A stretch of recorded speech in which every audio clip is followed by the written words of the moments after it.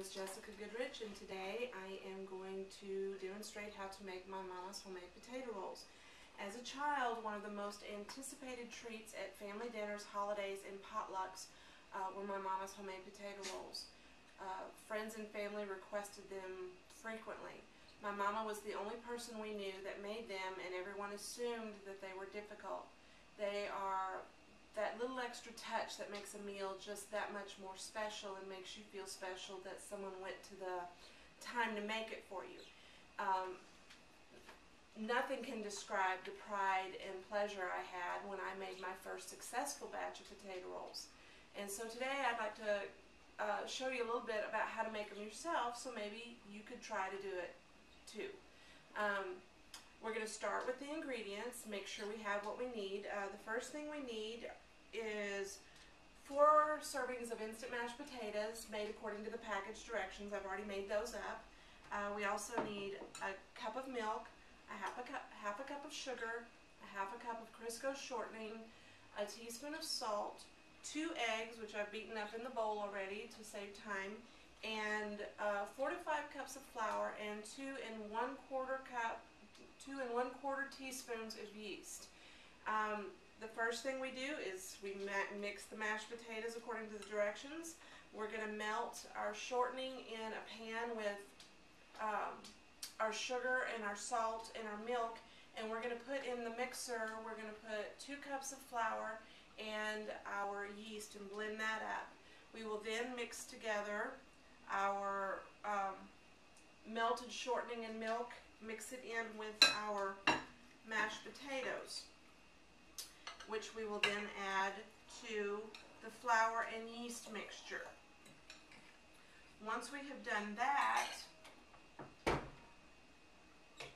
we will mix these up well.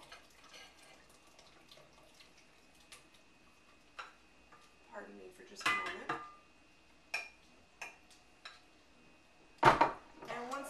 Once we have mixed the flour and potato mixture, then I will add the eggs, and we will mix those well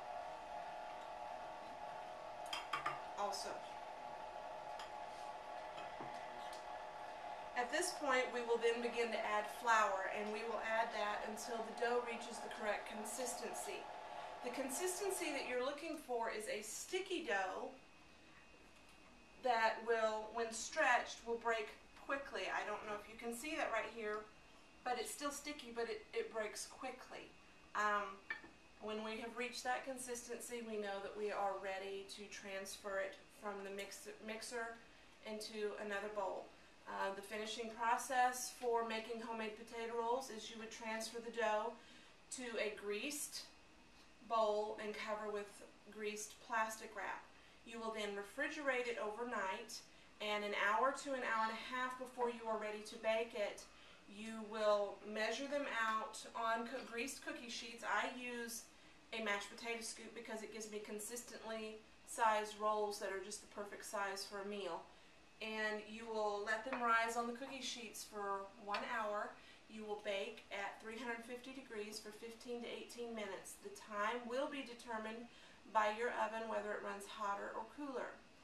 Once you have baked them and they are lightly browned on the bottom and the top, then you will remove them from the oven and immediately place them on a cooling rack. To finish, we have gone over how we mix and blend, and we've also discussed the need to transfer them, to finish them up for a special addition to any meal.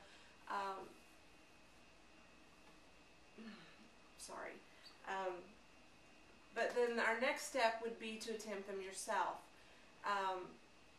These rolls are a nice addition to any meal. They're a slightly sweet roll.